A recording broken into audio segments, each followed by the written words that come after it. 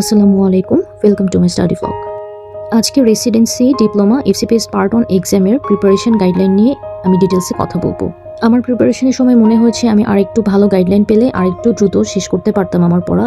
আমি তাই আমার এই স্টাডি ব্লগে একটু গুছিয়ে বলবো যে কিভাবে পড়লে আপনি 1 বছরের মধ্যে বা 6 মাসের মধ্যে আপনি আপনার পড়া গুছিয়ে শেষ করতে পারবেন। আমি জেনেসিসের অনলাইন ক্লাস করেছি, ওয়েবসাইট আমি দেখিয়ে দিচ্ছি। দেখুন এখানে অনেক ধরনের ব্যাচ আছে।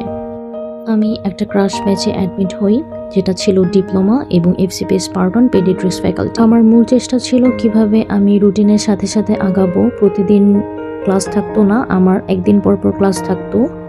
একদিন পর প্রিভিয়াস ক্লাসের এক্সাম হতো এবং নতুন আরেকটা ক্লাস হতো।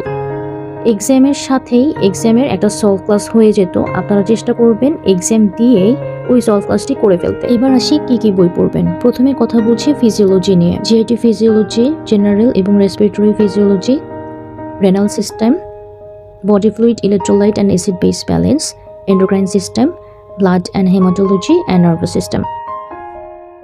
আমি একটা শিট দেখিয়ে দিই, মেন্টররা যখন যেটা বলতো সেভাবে দাগিয়ে নিতাম। যেমন এখানে ইনফিনিটি স্টার, কোনটা এসবি এসেছে, যা যতটুকু বলেছে আমি তাই দাগিয়ে নিয়েছি। শিটের মধ্যেই প্রিভিয়াস ইয়ারের কোয়েশ্চেন থাকে, আপনারা চেষ্টা করবেন ওটা সলভ করতে। আমি অনেক অলস ছিলাম, আমি এটা করিনি। আমি শুধু লাস্ট আওয়ার আর এসবিএ পার্ট দেখেছিলাম। সব এক্সামের কোয়েশ্চেন উইথ অ্যান্সার সলভ, ওগুলো বারবার সলভ করবেন। এখন আসি microbiology, immunology, bacteriology, basic clinical and infectious disease, আর আছে ভাইরোলজি, প্যারাসাইটোলজি অ্যান্ড মাইকোলজি। বায়োকেমিস্ট্রিতে মেটাবলিজম, ভিটামিন অ্যান্ড মিনারেলস, খুবই বিরক্তিকর, কিন্তু যতটুকু দাগিয়ে দিয়েছে আমি এর বেশি কিছুই পড়িনি। ফার্মাকোলজিও same, general pharma, systemic pharma. Mentor যতটুকু বলেছেন ওভাবেই আমি দাগিয়ে পড়ে নিয়েছি। যেমন এখানে এস দেওয়া, এটার মানে হচ্ছে সাজেশন। যা এক্সট্রা বলেছে আমি ওগুলো লিখে নিয়েছি, এগুলো এক্সট্রা শিট। জেনেসিসে কোচিং করেছি, সিনেপস, তারপর অনেক ভাইয়া আপুরা আছেন অনেক ভালো পড়ায়। আপনারা আপনাদের প্রিফারেবল কোচিংটাই বেছে নেবেন। এখন কথা বলবো প্যাথোলজি নিয়ে। জেনেটিক্স খুবই ইম্পর্টেন্ট পেডিয়াট্রিক্সের জন্য। আমি এই যে একটু দেখিয়ে নিচ্ছি যা দাগিয়ে দিয়েছে। এরপরে healing, repair and haemodynamics, sell injury, adaptation and inflammation. এরপরে খুব ইম্পর্টেন্ট টপিক হচ্ছে নিউপ্লাসিয়া।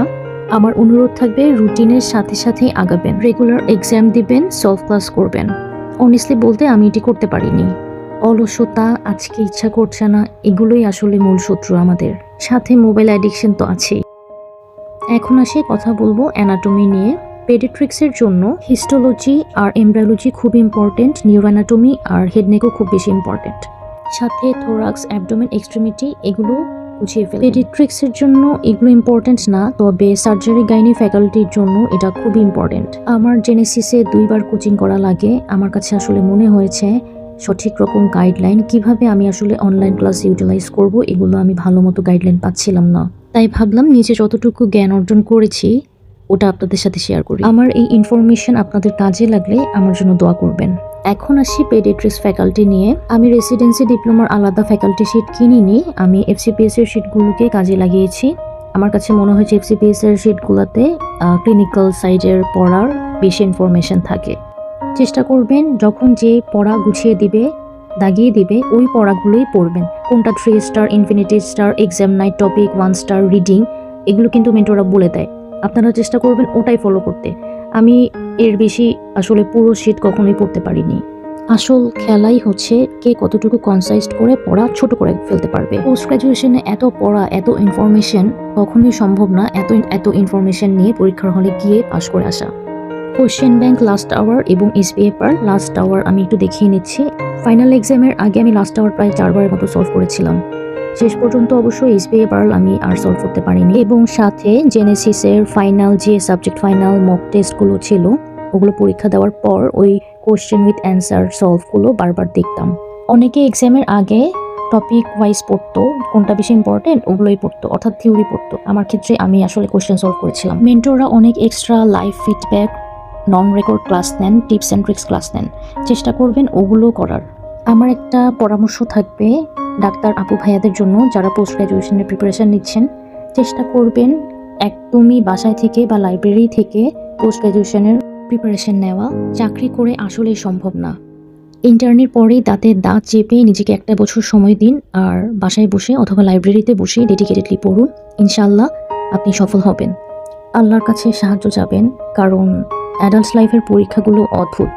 শুধু পড়ে আসলেই চান্স পাওয়া যায় না, সাথে ভাগ্যে বা তকদিরে থাকতে হয়। আবার চলে আসি বইয়ে।